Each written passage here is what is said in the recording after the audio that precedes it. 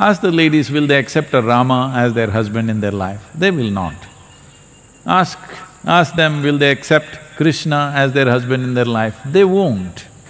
And Shiva, impossible man, okay? Dear Sadhguru, I find it much easier to see the wonder in the natural world than in humanity. How do I see the same wonder in human beings that I see in the peacock dancing? Well, it's a human being, right? No, I'm thinking if a bird is asking a question. Well, human beings don't have such a wonderful plume like the peacock. We don't have. We can put it on, you know, but it's just put on. It's not like a peacock's plume. So, it's easy to see wonder in things with which you don't have to share anything. You know, there is a whole culture growing in the world where people go about saying, I love the entire humanity, but I can't stand the next human being who's sitting here. It's very easy to love God, for example, because He never comes and sits at dinner table with you. Maybe you may take His name, but if He sits at the dinner, then there'll be problem. Because He never comes, even what you offer, you are very clear, only you get to eat it. Yes. If you start eating, the offerings will poof.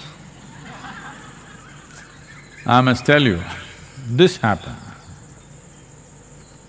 This is a interfaith beggars association.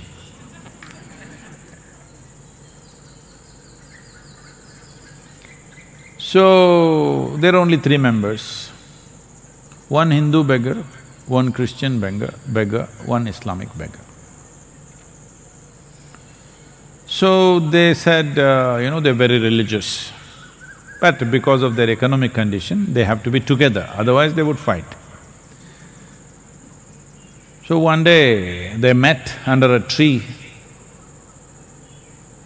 and then the Hindu beggar wanted to show that he is really a devotee. He said, see, every day whatever money and stuff, generally the money that comes to me, which comes in the form of coins and various small denominations, I write a large Om, and then I throw all the money up. Whatever lands on the Om belongs to Shiva, rest belongs to me.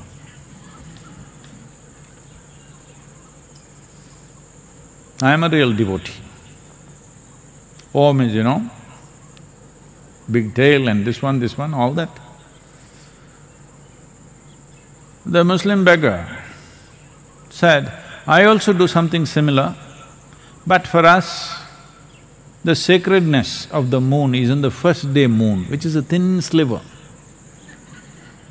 I draw the picture of a thin, the first day moon. Then I throw the money. Whatever lands on the moon belongs to Allah, rest belongs to me.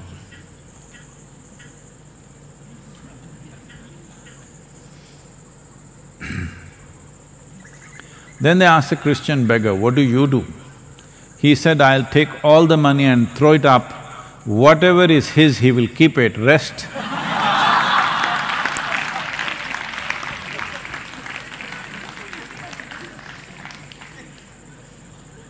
Like this. It's easy to love a wild bird which is dancing, which is beautiful, because it doesn't ask anything of you. It doesn't even like you, actually. It doesn't think much of you. Have you seen how a peacock looks at you?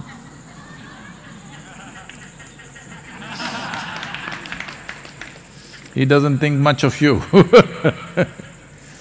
So there's nothing you have to offer, there's nothing you have to do, you can just enjoy things long distance. This is why, people are now full of love affairs going on the Facebook, TikTok and whatever, Instagram and wherever, because you don't have to meet them, you don't have to share anything with them. You don't have to wait outside the bathroom when they're using it. You don't have to stand in a queue behind them. Nothing, instant, everything. If you don't like it, you can turn it off and wipe out the account. So the peacock comes, dances, you love it, it will go away, no problem. You don't have to house it, do one thing, keep the peacock in your bedroom for 3 days. It will sit all over the place. And in the night, caw, it'll do very loud sound. People may not know this. Every day, they're sitting on the roof of the place where I am, and pa-poo, they'll start in the morning, okay? So keep the peacock in your house for 3 days, then let's see how much you will be. So, human beings are a difficult species. That includes you. So, don't make this… See, we are talking about not having distinctions of race, religion, caste, creed, gender. Lot of talk is going on about this. I am telling you, don't even draw lines about the species. Why? I love a monkey but I can't love a human being, this means there's an evolutionary problem within you.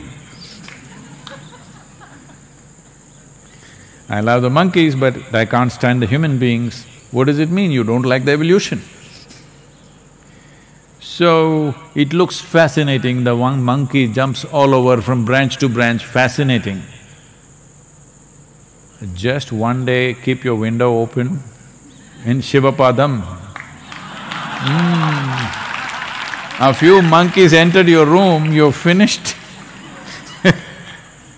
They will eat, they will tear, they will shit all over the place, they'll destroy everything that is there and they're gone.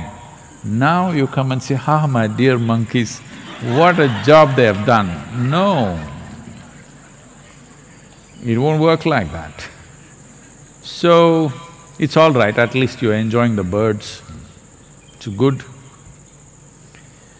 It's a kind of a lobby called ornithologist. You enjoy the birds, study the birds or enjoy the birds. Bird watching.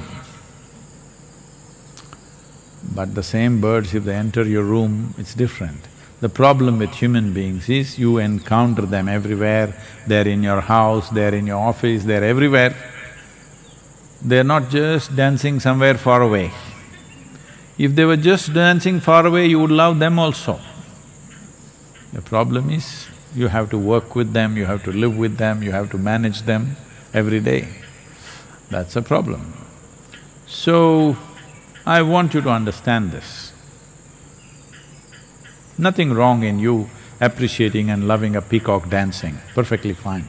You must love him even when he is not dancing, that's fine. But the frog is saying, where is the snake? When there are peacocks, they eat up the snakes. Every few days I'm bringing snakes and leaving them in the garden, but these peacocks eat them up in no time.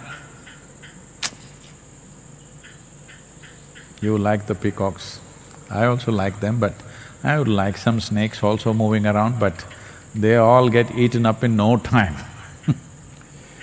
So, it is easy to love when there is distance.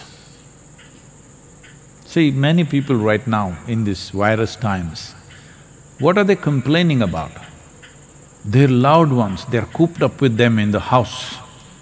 Big trouble. Domestic violence has increased 100%, some people are saying, in some countries, all kinds of troubles, everybody's seeking advice, what to do, how to manage this family. These are the same people you were missing because they were going to office every day. Why are you gone for so long? But now they are home and trouble. Distance is a wonderful thing. Death is a fantastic thing. See, dead people are always loved by everybody. Have you seen this? The moment they are dead, they just suddenly become worship-worthy. Why did you not worship them when they were alive? How come the moment they are dead, they became worship-worthy? Anywhere in the world, they'll put them up and do this, put flowers, do whatever. Just because they're dead. When they were alive, you were not willing to do it. When they're dead, you're doing it. That means what? No, I don't want to say it, you know. When they were alive, you were struggling with them. The moment they die, you worship them and you miss them and you love them. What does this mean? You're waiting, probably? Not a good thing at all. So, let's look at this carefully. Your problem is this, that you have a defined characteristic of your personality. You're looking for something which does not step on your persona. But human beings, you know, not every human being respects your boundaries. They step on it inevitably, some of them out of ignorance, some of them by intent like me, you know. Always by intent. Stepping on your boundaries. So the moment somebody steps on your boundaries, you feel that person is a problem. The peacock is outside your boundaries right now, it looks very beautiful. If it steps into your boundary, you will see him also as a big nuisance. Yes, you will. Whether it's a peacock or another bird or a monkey or a donkey or whatever, from far everything is nice. So right now there is a distance between you and these creatures. So you're enjoying it, enjoy that, nothing wrong with that. But the important thing is, if you create a little distance between yourself and your own personality, you will see you will even enjoy yourself. And once you enjoy this person, you will see everybody is wonderful. Yes? You're not getting it. I'm saying once you enjoy this person, everybody seems fantastic.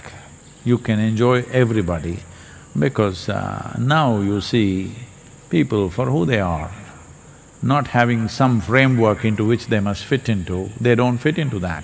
This is why in India, we created characteristics of a god in such a way, it's impossible to accept that man if he was here.